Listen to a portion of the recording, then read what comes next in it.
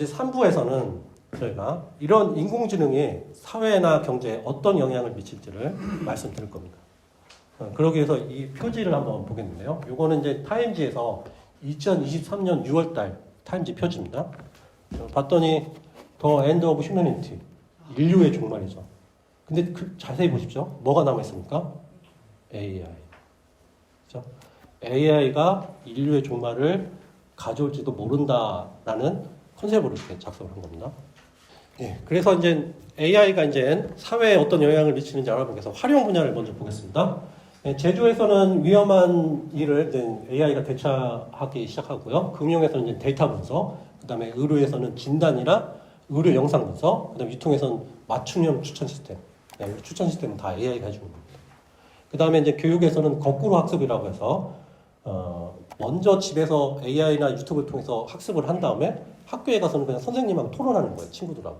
그런 거를 하게 되고요. 그 다음에 이제 IT 소프트웨어, 제가 속한 분야죠. 여기서는 아예 코드를 생성하거나 기존 코드에 대한 검토를 한다. 이게 제가 하던 일인데 이걸 AI가 해준다는 거죠. 자, 그래서 AI 시장을 이제 한번 파악하기 위해서 그 규모를 보고 싶은 건데요. 2024년에 638.23B, B는 빌리언입니다. 10억 달러라는 거죠. 이 정도가 되겠고 2023년에 대해서는 1.42% 증가합니다. 근데 이 정도가 어느 정도인지 알아보기 위해서 반도체 시장하고 한번 비교해 보겠습니다. 2024년에 반도체 시장은 621.2, 역시 AI 시장 규모가 더 크죠. 그 다음에 2023년에 비해서 이 반도체 시장은 1.04% 증가하는 데 비해서 아까 여기는 1.42% 성장 속도도 더 빠른 겁니다. 그래서 한국에서는 어떻게 생각하냐면 AI가 이제 확산이 되면은 AI로 매출 증가가 123조, 그 다음에 AI로 비용 절감이 180조 해서 310조 원의 경제 효과가 있다고 보고 있습니다. 그래서 결과적으로 GDP 1.8%가 추가 성장할 것이라고 내다보고 있습니다. 그렇기 때문에 정부에서 AI 관련 정책을 펴니다. 2022년에 세워진 정책인데요. 5년 동안 여기 디지털 이제 100만 양성이 필요하다고 생각해서 교육 사업을 합니다. 5년, 2022년부터 27년까지인 거죠.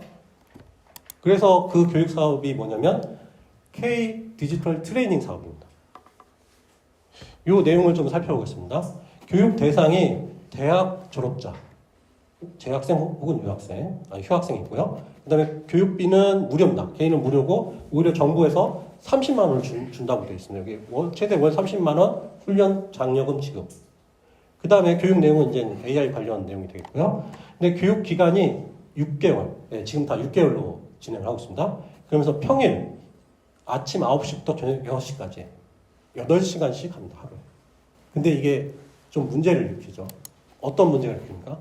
이 K 디지털 사업을 듣기 위해서는 최소 6개월 동안 월 30만 원으로 생활 가능한 경제 여건이 있어야 됩니다. 그 다음에 시간도 그렇죠. 나가서 아르바이트를 하거나 그럴 수는 없는 거예요.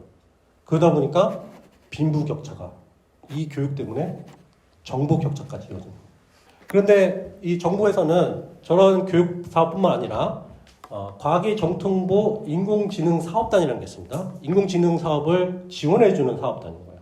여기에 계시는 이현규라는 사업단장님이 작년 국제포럼에 나와서 이런 발표를 하십니다.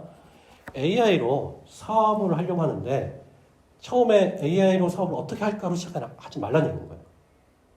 무슨 얘기냐면 내가 AI 갖고 뭐 할까 이거 고민하지 말고 그동안 했던 사업 중에서 어떤 어려운 점을 AI로 해결할 수 있나 이거를 생각을 해서 그 점을 해결하는 AI를 만들어야 사업이 성공한다는 얘기인 거예요. 맞는 얘기입니다. 왜냐하면 그동안 한국이 AI 산업이 활성화가 안 된 이유가 인공지능 전문가, 도메인 전문가는 산업별 전문가를 얘기합니다. 이 산업별 전문가가 서로 협력하지 않고 반목해서 AI 산업이 활성화되지 않은 측면이 많기 때문이었습니다. 그래서 이분이 이제 이런 올바른 얘기를 하시는데, 근데 이때 주제 전체 발표 내용이 있는 시스템 잘 만든 다음 AI로 고도하자 이런 내용이어서 좀 약간 문제가 있다고 볼 수가 있겠습니다. 왜냐하면 이런 얘기는 국가가 해서는 안 되는 것이기 때문에. 자, 그러면 인공지능 전문가하고 산업 전문가가 만나면 왜 더 좋냐? 그걸 좀 살펴보겠습니다. 만약에 어떤 엔지니어가 신약 개발을 위해서 약학을 공부한다고 하시겠습니다. 그럼 몇 년 걸릴까요? 약학이 4년이니까 4년. 거꾸로 한 약사가 신약 개발을 해서 AI를 배운다? 그럼 한 1년 미만. 그럼 그 다음 생각할 수 있는 것은 약사와 AI 엔지니어가 만약 함께 개발한다? 그럼 이게 더 좋을 수 있다는 얘기죠. 그래서 이렇게 AI가 확산되면 어떻게 될 건지를 세계 경제 포럼에서 발표를 합니다. 전 세계 8,300만 개의 일자리가 사라질 것이다. 2023년부터 2027년까지 5년간 6,900만 개의 새로운 일자리가 창출되고 그 다음에 8,300만 개가 사라져서 전 세계 고용의 2%에 해당하는 1,400만 개의 일자리가 사라질 것이다. 그랬더니 미국에서는 이런 대책을 내놓습니다. AI 기반 ICT 인력 컨소시엄 출범을 합니다. 그 컨소시엄에 참가된 기업들을 봤더니 구글, IBM, 마이크로소프트, 시스코 이런 유명 대기업이죠. 이 기업들을 빅테크라고도 합니다. 빅테크 기업들에다가 한 가지 특징이 있습니다. AFL-CIO, 미국 노동조합 총연맹을 어드바이저로 포함을 시킵니다. 그래서 저희가 미국 노동조합 총연맹이 AI를 어떻게 생각하고 있길래 여기에 포함이 되는지 그걸 알아봤습니다. 네, 알아봤더니 이 AFL-CIO 사이트에 갔더니 이렇게 대문짝만 이렇게 써 있는 거예요. 노동자들은 경제적 안정과 그들의 권리가 걸려있는 현대의 가장 큰 기술적 변화의 중심에 서 있다. 지금 그 어느 때보다 노동자들은 노조의 힘이 필요하다. 왜 그러냐면요.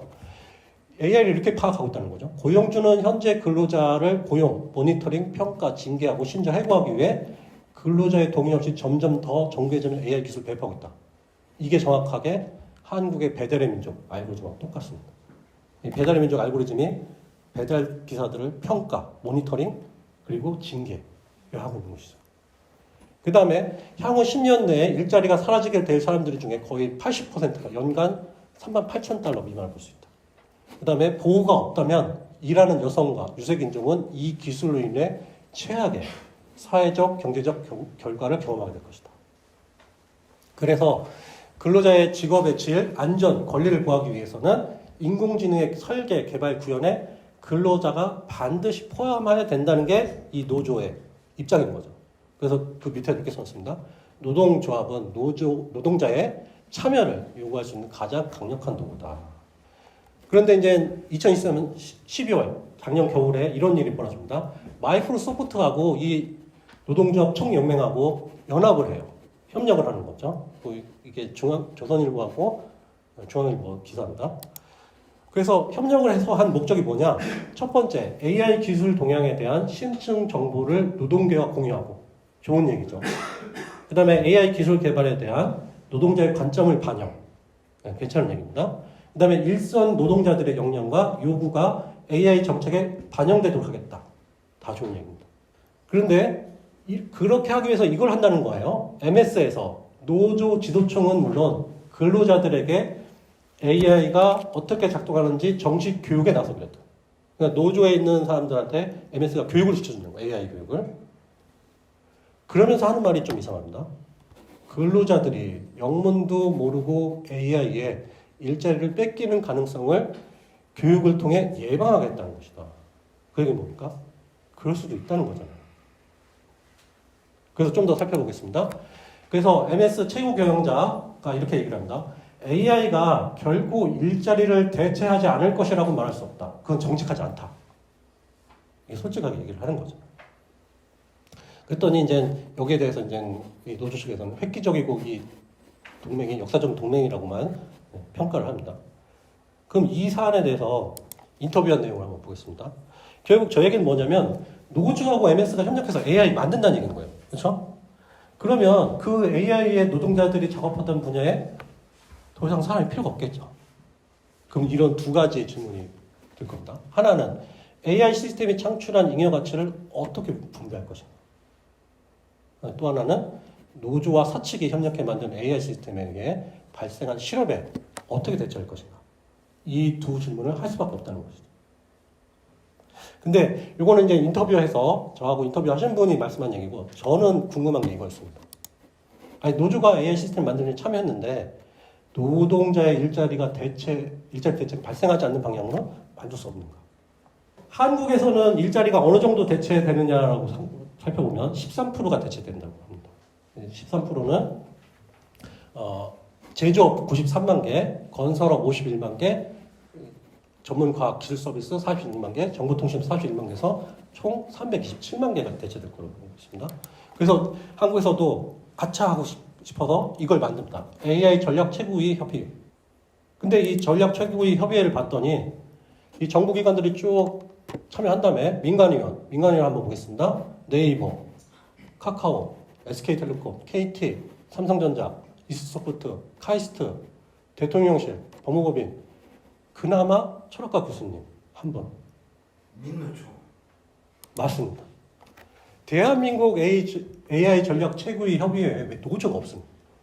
그 이유가 노조가 AI에 관심 없어. AI를 몰라서는 안 된다는 거죠. 즉 무슨 얘기냐면 1970년대 정부가 노동자들의 삶을 배제한 채 산업화를 주도합니다. 그래서 나타나는 현상이 뭐였습니까?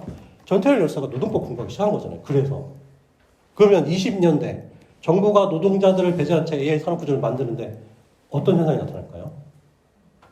중요한 건 이것이죠. 더 이상 노동자가 배제된 산업 구조가 만들어져서는 안 된다는 거죠. 자, 그래서 노조가 배제된 이유에 대한 추정을 인터뷰를 해봤습니다. 그랬더니 AI 전략협의회가 의도적으로 노조를 배제할 수 있다. 자, 그 다음에 한 가지 예만 더 보겠습니다. 이건 포스코인데요. 이게 2024년 3월 달에 발표한 기자회견입니다. 포스코에서 한 기자회견인데요. 포스코에서는 인공지능 기술센터를 만들어요. 만들어서 목적이 뭐냐면 사람 개입 없는 자율화 시스템 구축.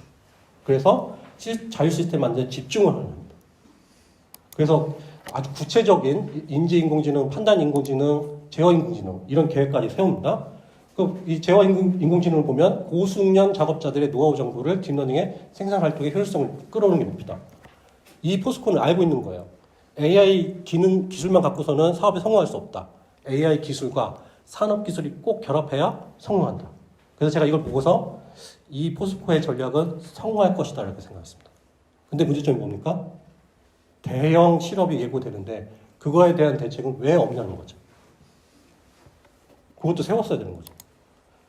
자, 그 다음에 요 예는 인공지능 기술하고 산업 기술하고 아주 잘 맞은 예라고 볼 수가 있겠습니다. 자, 그래서 이 보스턴 다이내믹스가 사실은 요런 인공지능 로봇을 만드는 회사입니다. 예, 이런 고난이도 인공지능 기술을 갖고 있는 회사인데요. 이 회사가 구글한테 한번 팔려요. 구글한테 한번 팔렸다가 소프트뱅크한테 팔았다가 다시 현대차가 인수합니다. 그 현대차랑 인수를 해서 올류 아틀라스라는 얘가 이제 올류 아틀라스인데요. 이걸 만듭니다. 이거는 좀 보실 필요가 있습니다. 자, 바닥에 놓은 이 친구가 아틀라스입니다. 다리를 들어서 사람처럼 일어나고 몸통을 돌리더니 카메라 쪽으로 돌아옵니다. 자, 동작을 다시 한번. 저는 로봇이 다가올 때 무서움을 느꼈어요. 네. 근데 여기서 주목할 거는 왜 보스턴 다이내믹스가 현대차를 만났을 때 이런 성과를 냈을까요? 그러니까 구글에 인수됐을 때는 구글이 보스턴 다이내믹스한테 인공지능 기술 좀 공유하자 이렇게 한 거예요. 그랬더니 보스턴 다이내믹스는 거절했어요. 통제가 안 되니까 소프트뱅크한테 팔아요. 그래서 소프트뱅크에서도 또 인공지능 기술 좀 공유하자 했더니 보스턴 다이내믹스가 또 거절해요.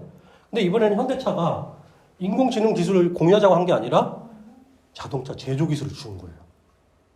그래서 보스턴 다이내믹스에서 인공지능 기술하고 자동차 제조 기술을 합작해서 이걸 만든 겁니다. 그래서 이름이 올류 아틀라스예요. 올류 아반떼. 올류 아반떼. 그것처럼 올류 아틀라스라고 붙여주는 거예요. 보스턴 다이내믹스에서. 그래서 요 인공지능 로봇은 자동차 제조 공장에 투입될 예정입니다. 자, 그런 이런 경제 사회적인 면 말고요. 또 다른 면을 한번 보면은 제프리 힌튼이라는 분이 있는데요. 이분은 AI의 아버지라고 불립니다. 여러 어려운 문제를 해결하신 분이에요. 근데 이분이 작년 5월 달에 뉴욕 타임스의 성명을 통해서 자신의 과거 업적을 후회한다. 그러면서 국에서 사표를 냈습니다. 그 이유가 뭐냐면 이분의 말씀은 한마디로 말씀드리면 무섭다예요. AI가 무섭다. 그 중요 워딩을 보면 AI 로봇들이 난 더 많은 힘이 필요하다와 같은 하위 목표를 설정할 수 있다. 이걸 경고하거든요. 이게 무슨 얘기냐면 만약에 지배 환경을 제어하는 AI가 있다고 치겠습니다. 그래서 사람이 이제 이 AI한테 실내 이산화탄소 농도 좀 낮춰줘. 이렇게 명령을 내린 거예요. 그랬더니 이 AI가 창문을 열어서 이산화탄소 농도를 낮추는 게 아니라 이산화탄소 발생 원인을 제거해버리는 거죠. 사람을 죽이면 되죠. 그렇죠. 그런 목표를 하위적으로 가질 수 있다는 얘기인 거예요. 그걸 경고한 겁니다. 그래서 무섭다고 표현한 거고요. 그 다음에 마이크로소프트는 사실 작년 겨울에 그런 노조와 협력하기 전에 봄에 이런 일을 합니다. AI 유리팀을 해고해버려요. 그 이유가 마이크로소프트가 AI에 더 집중하려고 그런 걸 합니다. 그 다음에 미국에 이제 클라크스 월드라는 SF물 출판사가 있는데요. 여기가 매년 이제 신작 공부를 해요. 그래서 평소에는 신작 공부를 할 때 표절작이 10편 정도 되는데요. 이게 챗GPT가 나온 뒤로는 100편에서 500편.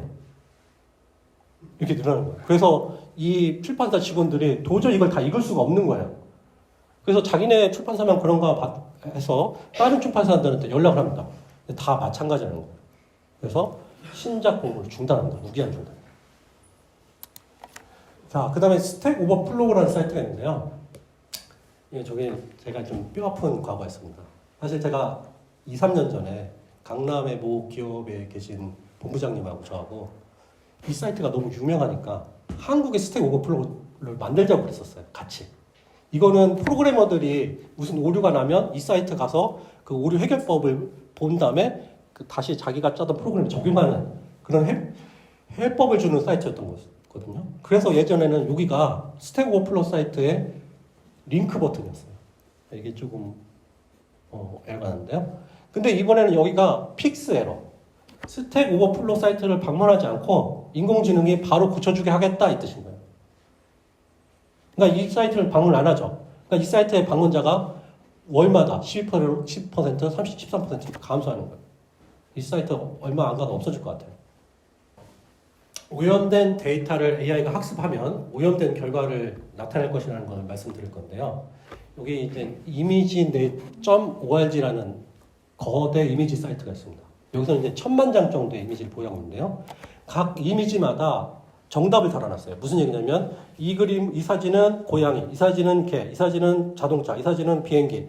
이렇게 이 사진이 뭔지 다 정답을 해놨다는 거죠. 근데 그 정답 중에 그 레벨의 종류 중에 재소자, 낙오자, 실패자, 위선자, 루저, 허영증은 이류인간 이런 라벨이 있는 거예요. 이류인간을 어떻게 사진만 보고서 알아냅니까? 잘못됐죠. 그래서 이 사이트에서 이제 60만여 개를 자진 삭제한다. 그러나 아직도 조교수, 부교수, 미시경제학자 이런 말들이 남아있는 것이죠. 이런 데이터를 AI가 사실 이 사이트에서 모든 AI들은 이미지를 학습한다면 이 사이트를 써요. 라벨이 다 돼 있으니까.